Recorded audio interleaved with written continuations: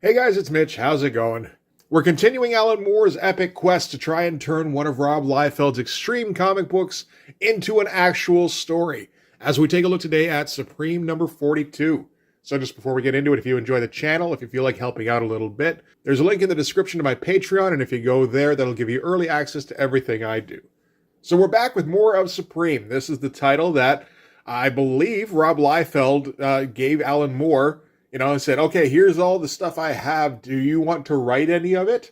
And he's like, that looks a little bit like Superman. I like Superman. I could write some Superman. So that's what he decided to do. The only problem, of course, is that Supreme wasn't anything like Superman, at least not pre-Alan Moore. So he had to go about finding a way to switch that over. And that's what Supreme number 41 was all about. That was all about clearing the table, getting rid of all the old Supreme accessories, clearing out all the old Supreme baggage, basically coming up with a reason for there to be a completely different Supreme going forward. So this is going to be building off of that. Now that we've got our brand new Supreme, he's a blank slate, other than we know that he works at a comic book company. Now we have to go about actually building up a character. So we have to come up with some lore, some very Superman-ish lore. So we can start with the cover here. This isn't right. I don't know what exactly this is aimed at. Usually Alan Moore will do very detailed thumbnails for pages. I don't know if I've ever heard that he does thumbnails for covers. And judging off of this, I would say probably not. This isn't aimed at anybody. This isn't aimed at a 1995 audience. This isn't aimed at an audience that likes classic Superman stories. It's got elements of both, really. We find out that in this issue, we're featuring the Supremite, Kid Supreme, the Menace of Supremium, Supreme's archenemy Darius Dax, Radar, the Hound Supreme, and Kid Supreme's sweetheart, Judy Jordan. As well as Kid Supreme's first historic meeting with the League of Infinity. And all that is in the comic. So obviously all of the captions are Alan Moore. I don't think he gave much direction here to Joe Bennett. I don't know, it just seems wrong. This is not what all Supreme covers are going to look like going forward. I don't think another one actually looks anything like this. So this is a bit of a one-off, and I think it's maybe understood that, this was a bit of a misstep. All right, so here we go. This is, of course, the Supreme Story of the Year, Part 2, proudly presented by Alan Moore as writer, Joe Bennett as penciler, Norm Ratman as inker. I'm not a huge fan of Joe Bennett's pencils on Supreme. I've said it before. He would get to be pretty good when he's doing the Immortal Hulk like 30 years from now. But at this point, he's still, kind of getting the ropes. He's better than some of the extreme artists that Rob has. I'll give you that. He's better than Todd Knock at this time. Or Richard Horry. Or, like a bunch of the guys who just Rob would use to fill in on issues that just can't hack it. Joe Bennett can hack it. I just don't like his style very much.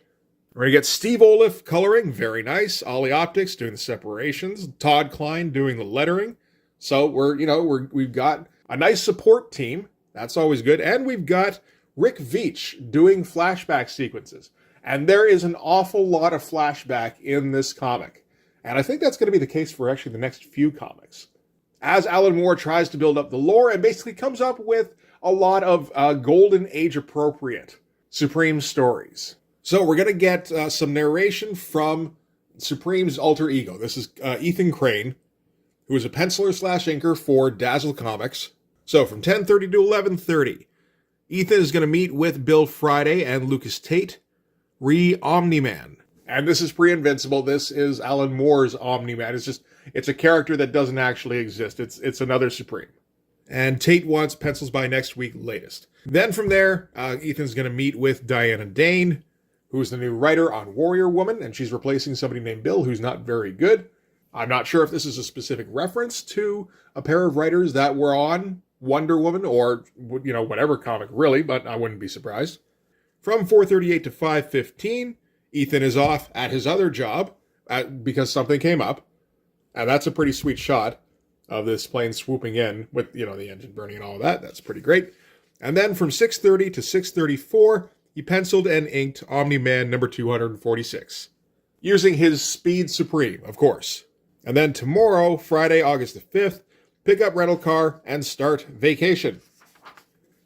And the vacation is going back to his old town of Little Haven. And I believe the specific title for this one is Secret Origins, which is a nice little nod. And nice splash to open things up with. It's a nice angle that's been picked here. I'm not sure who would have picked this, whether it was Alan or Joe. But whoever did, I like how it turned out. And this is kind of an interesting thing because we're following Ethan along, learning about his backstory. Because we don't know it yet. We know the other Supreme's backstory, parts of it. It was pretty convoluted and was made up on the fly a lot of the time. But this guy is a completely new version of Supreme with a completely new backstory. And so we're paying attention to find out, okay, what is the deal with this guy? What is the lore? And Ethan himself doesn't know what it is because he's aware he's a new iteration of Supreme that hasn't been completely written yet, who basically doesn't have a history, although he goes to places and and there's like feelings of nostalgia and, he remembers going to this place and that, as he arrives, memories start to form about where he's at. Because, of course, he's going to a location and the writer's going, okay, so what is Ethan's link to this location? And then he starts coming up with the backstory. It's all super meta. And, we get to the point where Ethan comes across a crater in the middle of the forest. And this is all very familiar to him. And he starts to have a bit of a flashback about it, which means it's time for Rick Veitch to take over. And this is done in a style that's not exactly Golden Age. It's not exactly early Silver Age or anything like that. It's just kind of evocative of that. It's very simple. Although Rick Veitch does have pretty extensive knowledge of his fundamentals, he picks very nice angles and he's got very solid command of perspective, light and shadow, all of that kind of stuff. So we're going to start out with the origin of Supreme, where we're going to meet a 5-year-old Ethan Crane who was running off with his dog Radar, and then Radar chased a rabbit into the woods. 5-year-old Ethan was scared to follow him and, just scared to run away from his parents, but he was told to stick by the dog, so that's what he's going to do. And he stumbles upon this magic rock. Magic rock overpowers the kid and he falls unconscious. Radar comes along and pulls him out of the crater and back to the house. And all of the color has been drained out of Ethan, even down to his clothes. It's not like they've been bleached. They haven't been colored. Again, this feels like a meta aspect. Same thing for Radar. He has no tone whatsoever anymore. Slowly his clothes begin to gain color back again, and so does his skin. His hair always stays white though, as does Radar's. So Ma and Pa are going to take Ethan to Professor Wells, who I guess is the neighborhood mad scientist, something like that. See if he can figure out what's going on with Ethan. And he's going to study it, and he's going to study this magic rock. After a few days, he still doesn't understand any of its properties, but he understands that this is what caused the change in Ethan, and he's since dubbed it as Supremium. And this is all just, picking the panels, picking the angles that are going to tell the story the most efficiently, so that nobody gets lost. After that, you start getting some incidents with Ethan, naturally, where he's wandering around the house, and then he sees a ball that got lost a little while ago, only he sees it under the house while he's inside the house. And so, he's able to go outside, crawl under the house, and fetch the ball. But yeah, he saw it with like X-ray vision. And in order to get to the ball, I guess he couldn't quite get there just by crawling, so he stands up lifting the Little Haven General Store on his shoulders. Naturally, nothing falls apart, like the structure still stays intact, even though it's being lifted by a 5-year-old from a central point. And it doesn't make any sense, except that it's basically a Golden Age comic, so that's what happens. Then at the behest of his parents, Ethan puts the general store back down because he wants to be a good boy, which I guess is important about the character. He doesn't, he's not interested in selfish pursuits of his powers. Then some incidents start popping up. There's a forest fire here, and one of those water reservoirs gets flown over by a flying baby, and this is the Supremite. And we get a little instance here where they realize that the soot from the forest fire has darkened Ethan's hair, so that's a good disguise going forward. And since he's going to be operating as the Supremite, they want to give him clothes that also set him apart from Ethan, so they take the clothes that were affected by the Supremium, and they make a little costume for him. Later on, he's playing with Radar. He throws the stick too far because he's got Strength Supreme now. Only it's not too far for Radar because he was also affected by the Supremium, and he's now a Hound Supreme. That's everything's something Supreme. So you look here, we're not very far into this comic. I think this is around page 10. 6, 7. You know what? It's not even. It's page 8. And we've established where Supreme's powers come from. We've established a couple of his original powers, as well as where he got his costume from, and the fact that he's got a superpowered dog. We're being very quick about the explanations here, but we can afford to do that because this is all shorthand anyway. We're not telling you something that is like brand new. Alan Moore knows that the reader's making the association with Superman. And it's like, okay, so this is that part of the Superman lore. I can kind of figure out what era Alan Moore's going for. And even though we're just getting little bits of information here and there, I can fill in all the blanks because I've seen this before. You know, I mean, this comic never made it to a newsstand. Do we think anybody buying an Image comic in 1995 hasn't read a Superman book? Anyway, they keep up the business with dyeing his hair whenever he puts on his outfit, which is an interesting idea because, like, you'd think it'd be the other way around where Supreme would have the white hair and, you know, Ethan would have to go about dyeing his hair, but he's going to be Ethan way more than he's going to be Kid Supreme. And Kid Supreme can be at a distance, usually, so yeah, that actually makes more sense. And nobody would suspect Ethan because it's like, okay, well, obviously he stands out enough as he is. This is definitely a different little kid. We see a little bit about Kid Supreme's hideout, which is some fun stuff. We got the secret trap door, the hidden tunnel, Kid Supreme's workshop, and the robot Suprematon decoys for emergencies. So again, it isn't important that we find out how he got these things. He just has these things. And we're going to need these things to get to the stories that Alan Moore wants to tell. He doesn't want to tell a story about how Supreme amassed all of this technological stuff. That's a boring story. He invented it. That's all you need to know. We get a little bit of Ethan hanging out with Judy Jordan, and, you know, Kid Supreme flies by. Judy Jordan's like, why aren't you more like Kid Supreme? And Ethan thinks to himself, aha, the Suprematon fooled her. Again, boiling down what could theoretically be a long expository paragraph into just the one panel where he gives us the most succinct version of that paragraph. We also find out that he's got villains. He's got Master Meteor, Corgo, the space bully, and Darius Dax, who I think doesn't like the fact that he's constantly being upstaged by Supreme. So Darius Dax is Supreme's Lex Luthor.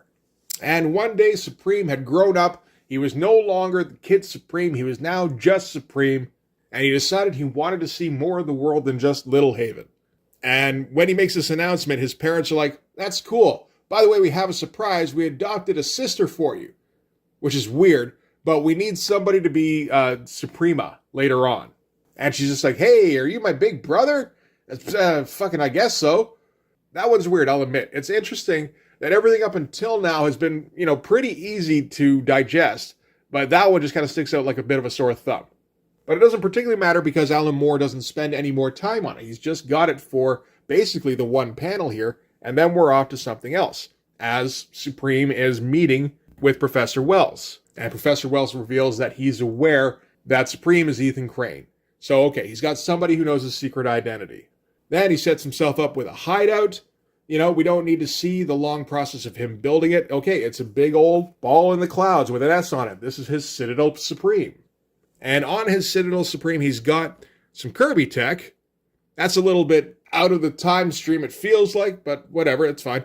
And he uses that to spy on the world to see what kind of trouble he can go and fix. He also works with Judy Jordan, who's also grown up at a radio station. He keeps foiling Darius Dax at every turn, and he joins the army, which is interesting, and goes to probably World War II on the front line as Supreme, with a big old eagle on his arm and everything. So that was a whole bunch of stuff that is maybe a little bit clunky here and there. You know, the origin itself takes a couple of pages, and then we're just speeding along, feeding you all sorts of stuff that is just accessories for the new Supreme. These are all little factoids that you're going to need to know going forward. So like I said, a little bit clunky, but it also didn't take up very much space, and now we can move forward with some bare bones information about how this Supreme is going to operate. He's going to be Golden Age Superman, essentially. Back in the present, Ethan wanders away from the crater again, back into Little Haven, into the town. The general store that his parents owned when he was a kid, that's long gone, that's now a Dunkin' Donuts. And as he's wandering around, just kind of feeling a little sorry for himself, but also kind of overwhelmed by the fact that he's learning his origin as he goes, because he's getting all this information too, basically. He gets stopped on the street by Judy Jordan. Judy Jordan's a straight up old lady now, because the Kid Supreme stuff took place in the 1930s. So this is 60 years later. And, she's still in Little Haven, recognizes Ethan right away, because of course she does. Although, she figures, okay, obviously you're not Ethan, because he'd be pushing 70 now. And Ethan has to, think fast. But, oh yeah, no, I'm his son. Yes, I am Ethan's son. And it turns out Judy Jordan runs the local Supreme Museum. And it does feel like a small town museum that's dedicated to the one superstar athlete or actor or whatever that grew up in that small town. And we get just like a hint of what kind of adventures Kid Supreme went on that Judy Jordan's been able to preserve. And this is a trick that Alan Moore has used several times, where, we don't have to show you the adventures, we just show you something that refers to the adventure, and you can kind of make it up in your head. So we've got Corgo the Space Bully's power belt. We got the growth gun of Mr. Big, the iron earthworm of Abyssius, the Pepperman. I am reading that right, okay. And the Neptunian flying saucer captured by Kid Supreme, as well as kind of an Infinity Glove looking thing. We've also got Radar the Hound Supreme's first collar. So yeah, just little bits and pieces from adventures from the 30s. And Supreme's looking at like postcards that are commemorating those adventures. And that, of course, is going to propel us into another flashback. Of course it is. Only this one is going to be more of a singular adventure. We have all of our basic information that we need. We got our framework. So now, okay, this is what a classic Supreme adventure looks like. As Darius Dax has kidnapped Judy Jordan using his Tremendroid. This is all classic Alan Moore shit. And Rick Veitch, man, he's just drawn the hell out of this Tremendroid thing. He's given it that old school feel by not making it too intricate, at least with the body, but all this stuff in the legs, that looks like it could really work. And it feels really 3D and physical. I like the shadow under here as well. Like it feels like it has weight to it. It's very well executed. So Ethan's thinking how he's going to have to fix this, except that Kid Supreme flies into the rescue. And Ethan's a little confused. He's like, wait, I was pretty sure I was Kid Supreme. And it's interesting the way they do this, where they just have the big sum up panel that is essentially just, amalgamating all of this into one panel, which kind of renders all of this unnecessary, really. That's okay, though. We're taking our time now, and we're getting into the Golden Age feel. I don't know about you, I have not read very many Golden Age comics, so there is a transition period for me, at least. I appreciate the consideration. So, Kid Supreme, whatever this Kid Supreme guy is, lands in front of the Tremendroid, and Darius Dax is like, wait a minute, I gotta know if you're the real Kid Supreme, because, well, I mean, really, there's no reason for Darius Dax to need to know that, but we need to know this, and Ethan needs to know this. So naturally, Darius Dax is gonna help us out there. So he's got a few tests for Kid Supreme. He's going to test his invulnerability by dousing him in flame. He's going to request Kid Supreme use his Vision Supreme to melt something, so he melts the sign off the Little Haven hardware store. And he wants to see an example of Kid Supreme's super strength. So Kid Supreme stomps the ground and shakes the Tremendroid. He's like, oh my god, you really are Kid Supreme.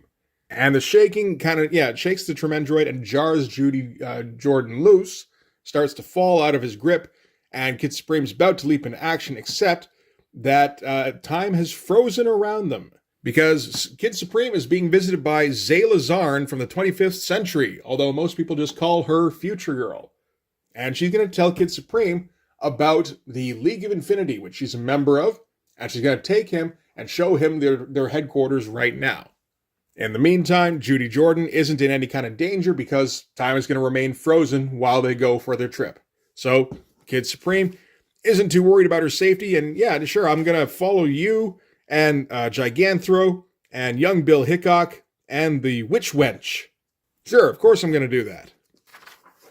So they step through a portal that Witch Wench conjures, and suddenly they're in the headquarters of the League of Infinity. So this is, I believe this is a Legion thing? Legion of Superheroes? I've never read a Legion of Superheroes comic, but this seems to be what that is. And again, this matches up with Superboy stuff, I believe. It's interesting because, yeah, I've read very few DC comics, but you can't help absorbing this stuff over the course of the years. It's like, okay, I still kind of recognize this, even though I've never actually read the comics they're referring to. And Future Girl's going to show Kid Supreme around and, even show him that this place is outside of time. So he'll find that there are other versions of Supreme hanging out in the fortress because he's been a member of the League of Infinity since he was around this age, basically. So if he looks up on another balcony, he sees 90s Supreme, who is unnecessarily jacked. But hey, at least he's smiling and not trying to terrify his younger self. Future Girl shows him into a trophy room, which she doesn't know what all of the trophies are, even though she's been a member herself for a while, because some of these trophies are from adventures they haven't had yet, which is an interesting concept. And so now the League of Infinity is going to explain to Kid Supreme why they intervened in the Darius Dax situation, because Darius Dax has gotten a hold of some kind of weapon that could prove to be harmful to Supreme. Kid Supreme's like, what, the Tremendroid? No, that's nothing special. No, it's not the Tremendroid. Kid Supreme got a hold of the Supremium meteorite from Professor Wells. He managed to steal it from him. So they all showed up to try and kind of foil him. And they did it in a way that was kind of fun and golden agey, where they basically just kind of came up with a big magic trick where young Bill Hickok shot the chain on the sign instead of Kid Supreme using his heat vision or laser vision or whatever it was.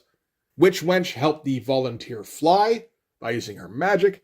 Giganthro stomped on the ground when Kid Supreme did. That was what shook the earth.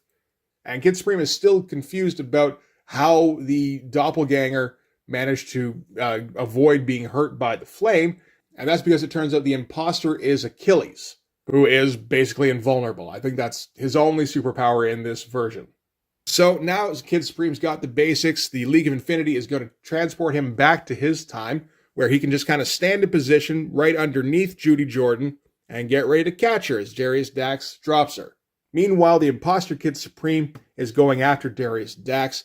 Darius Dax opens the chest panel that's powering the Tremendroid, and it turns out that's where the Supremium is being kept, naturally. But it doesn't affect the fake Kid Supreme, because it's not supposed to. He's not Supreme. And then he's able to beat the shit out of the Tremendroid, while Darius Dax goes, "What? But how did you foil my plans?" And we go, wait a minute, he shouldn't be able to do that. But then Kid Supreme thinks to himself, I bet that was magic. So we're like, okay, I guess you kind of cover yourself there. That's not too bad. And then we get, Kid Supreme meeting the League of Infinity properly afterwards, including Achilles here, who's naturally just a dude in a robe. It's a fair bit like Hercules from the old cartoons. And that's the end of that adventure. So yeah, we introduced the Legion of Superheroes stand-in. We introduced a whole cast of support characters and got them each to demonstrate their abilities. So again, pretty efficient work. And oh my God, we're back to 1990s. I don't know if I can take these transitions. So Judy Jordan interrupts Ethan out of his reverie and tells him that the museum is about to close up. But she introduces him to her granddaughter, who comes up. So I mean, she could be a recurring character later on, possibly. And since Ethan is covering as, a relative who's heard a lot about Little Haven but hasn't actually been there, maybe, or hasn't been there in a long time, something like that, Judy's going to show him to the cemetery where the graves of his parents are, so he has to go pay his respects there. Also where the grave of Darius Dax is, because he passed away due to cancer at the age of 52. And we end with Judy's grandfather confirming with Ethan that he knows who Supreme is because they're both in the same city. So naturally, they run into each other from time to time. That's how it works in the big city. And she gets him to pass along a drawing of Supreme that she made, which is cute. Then at the end of the day, Supreme's going to head back. He's going to do a little bit of saving once he gets back to the city. And when he gets home, he's going to sleep in his red Speedo and think that, it feels like he's getting some of the pieces now, but he still doesn't feel like he has a complete picture of his history. So we're going to have to keep doing this for the next couple of issues. So very interesting stuff, purely about building lore, filling in some backstory, introducing you to a whole slew of new characters. Oh, we got Darkchild Glory. There's a crossover. Everybody's in on that Michael Turner look around this time.